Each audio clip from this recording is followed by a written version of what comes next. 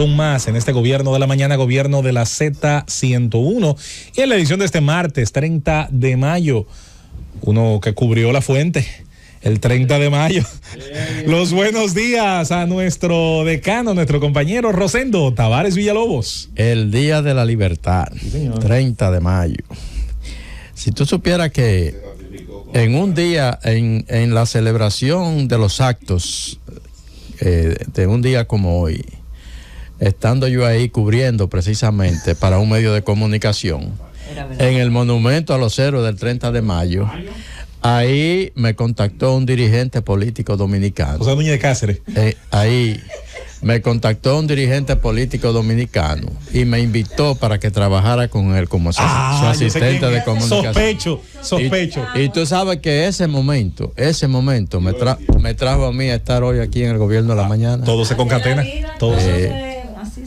Así fue, de verdad que sí. Carlos Mar establece el azar como una categoría histórica. Bueno, gracias José Luis Mendoza y Cervantes, querido y distinguido coordinador del Gobierno de la Mañana. El saludo para don Álvaro Albelo, la hora de don Álvaro todos los días, 6 a 7 de la noche, para cerrar en alto el Gobierno de la tarde. El saludo para todo el país de aquí y el país de allá. La guerra entre Ucrania y Rusia. Hoy amanecemos con el informe que llega desde Moscú, de que supuestamente una cantidad de aviones no tripulados, dígase drones, han aterrizado sobre edificios en la capital rusa, en Moscú, y han causado daños. Aviones no tripulados que se han estrellado contra edificios en Moscú. ¿Cómo que aterrizaron? No, digo yo, aterrizados, se han estrellado. Sí. Entonces, hay un enjambre de drones que están atacando la capital de Rusia, Moscú. Ese es el informe. Ahora, lo que a mí me extraña es que Moscú, la capital de Rusia, pueda ser atacada a la distancia que por está. Una cantidad de drones y que lleguen y exploten a la distancia que está, a la distancia que está de un país atacado. O sea, como una potencia militar de ese calibre le puede ocurrir algo así. ¿Dónde están las defensas? Claro. Precisamente el país que vende los sistemas S-300 y S-400 como la mejor defensa antiaérea del mundo militar. O sea que algo no encaja. Algo no encaja en la narrativa. A lo mejor están dentro del propio territorio ruso. Rusia tiene un problema también de resistencia interna ahora a la guerra. Y el caso de Belgorod recientemente más o menos puso eso de manifiesto. El caso que en principio el gobierno de Moscú, de Rusia, ha acusado a Ucrania de ser la responsable de estos supuestos ataques. Ucrania ha reaccionado esta mañana negando su participación en esos presuntos ataques. Dice Ucrania, un vocero del gobierno ucraniano, dice que niega rotundamente la participación directa en los ataques que alude Moscú. Y dice, por supuesto, nos gusta observar y predecir un aumento de los ataques. O sea, de verdad a nosotros nos conviene que estén atacando a Moscú. No somos nosotros, pero no lo vemos mal tampoco. Dice, no tenemos nada que ver directamente con ello. También dijo que lo que está creciendo en Rusia. Pero en Belgorod tampoco Ucrania tuvo absolutamente nada que ver, ni Occidente. Todas esas armas que ocuparon los rusos ahí fueron...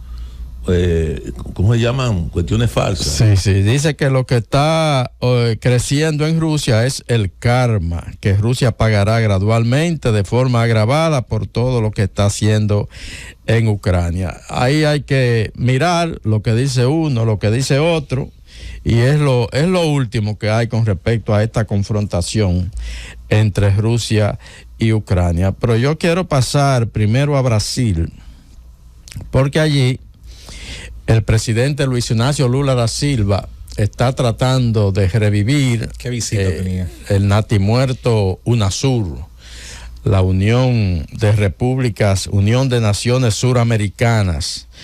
Ese es un mecanismo que impulsó su creación Luis Ignacio Lula da Silva precisamente cuando era presidente de Brasil en el 2008.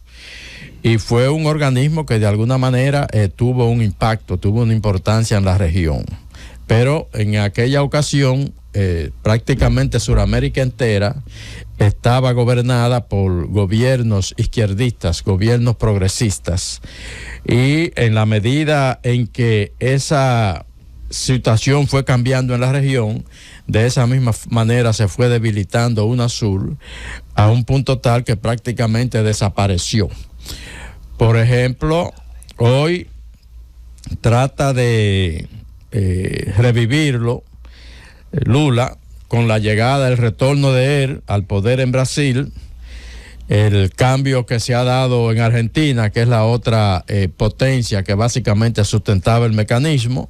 Argentina ahora gobernada por Cristina y por Alberto Fernández, tendencia progresista.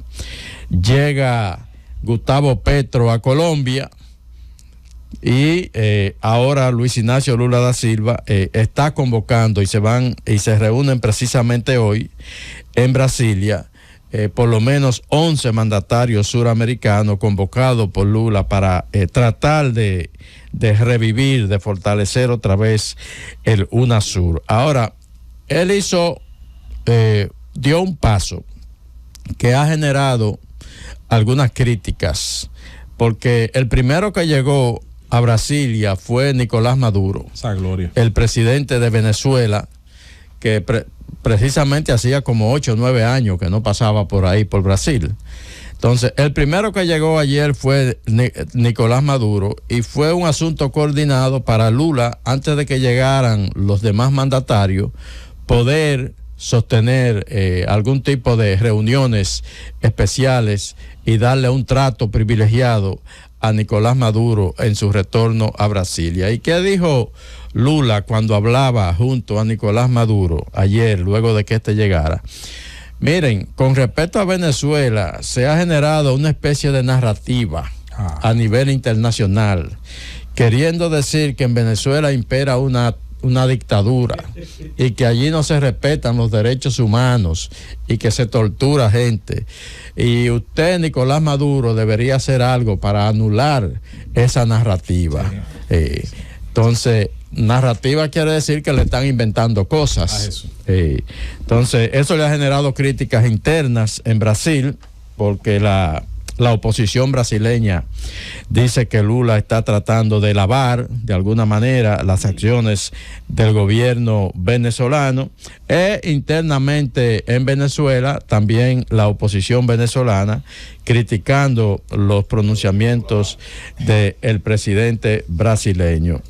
Se supone que se van a reunir en Brasil los presidentes de Argentina, Bolivia, Chile, Colombia, Ecuador, Guyana, Paraguay, Perú, Surinam, Uruguay y Venezuela. Como es UNASUR y son las regiones de la América del Sur, ahí usted no oyen a República Dominicana, porque no es parte de ese mecanismo. Vamos a formar la Unión del Caribe. No, República Dominicana se hizo parte de CELAC, el otro mecanismo que generó Hugo Chávez y que incluso la República Dominicana llegó a presidir, pero que también está bastante debilitado. El multilateralismo en América Latina está herido de muerte porque obedece a olas ideológicas temporales, no a principios de largo plazo, como sí ocurrió con la Unión Europea, que por ejemplo nace sobre la base de primero un pacto aduanero, un pacto comercial y luego un pacto migratorio. Había una visión de largo plazo.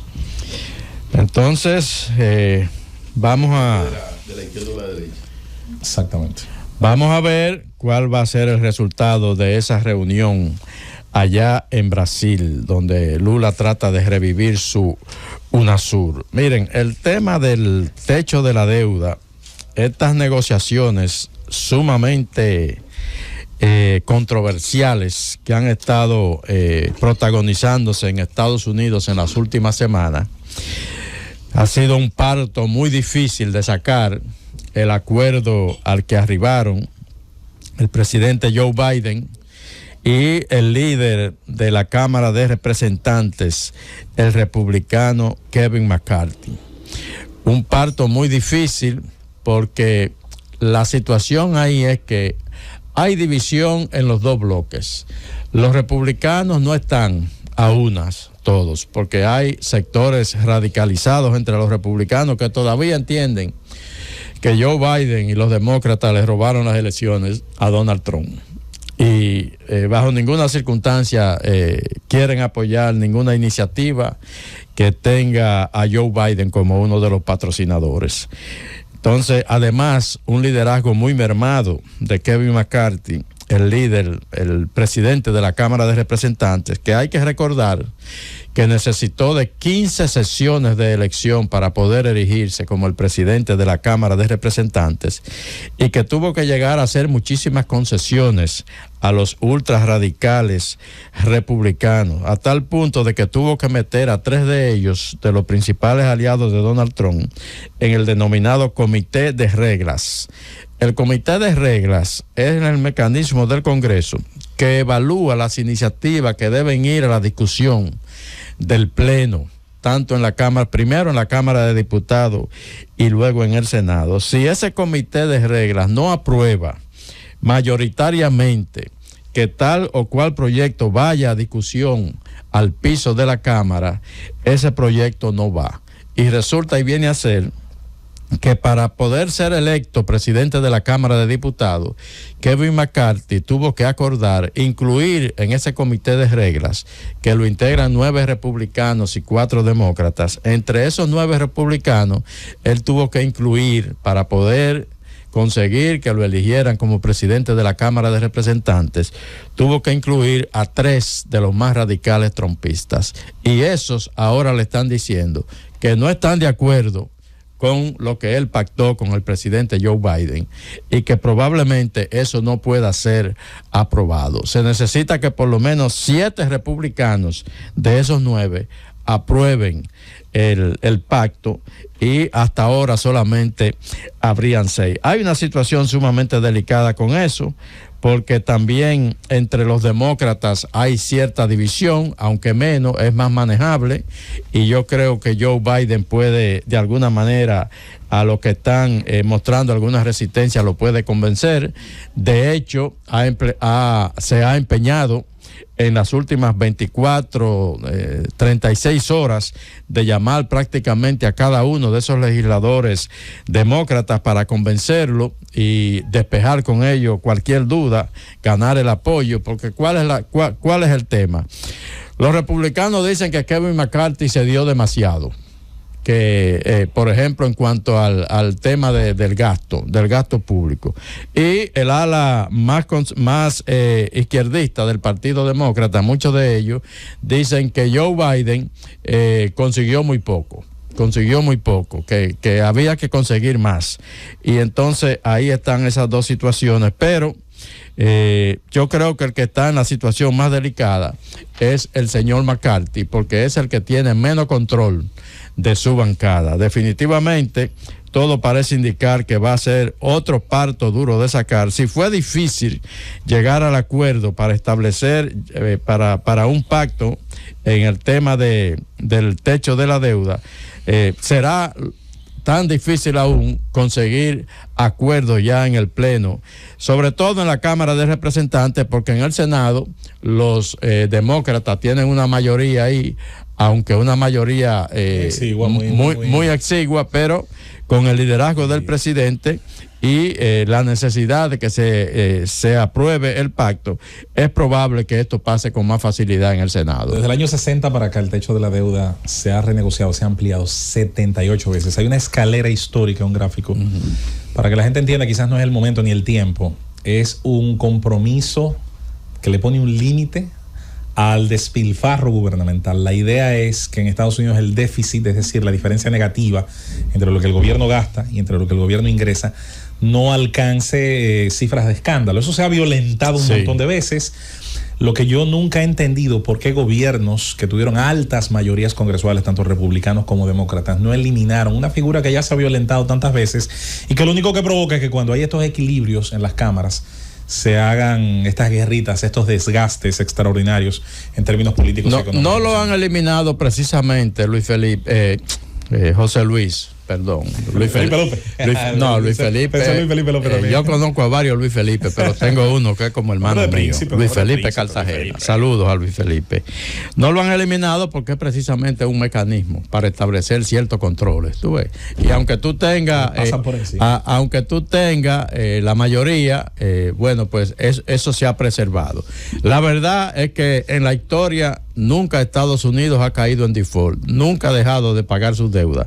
Esta es la ocasión en que se ha hecho más difícil llegar a un acuerdo en ese sentido, y es por la situación, la polarización política que existe en ese país, y sobre todo por las divisiones que imperan en los dos partidos, tanto en el demócrata como en el republicano. El 5 de junio es la fecha fatal para que ese acuerdo sea ya aprobado en ambas cámaras. El Senado está siendo convocado incluso para el fin de semana, para votaciones prácticamente extraordinarias, porque si el 5 de junio Estados Unidos no tiene aprobado un acuerdo que amplíe el techo de la deuda, ya no podrá pagar más los compromisos que tiene, y eso va a significar un gran problema, no para Estados Unidos, sino para la economía de todo el mundo. Llévatelo, Cundo.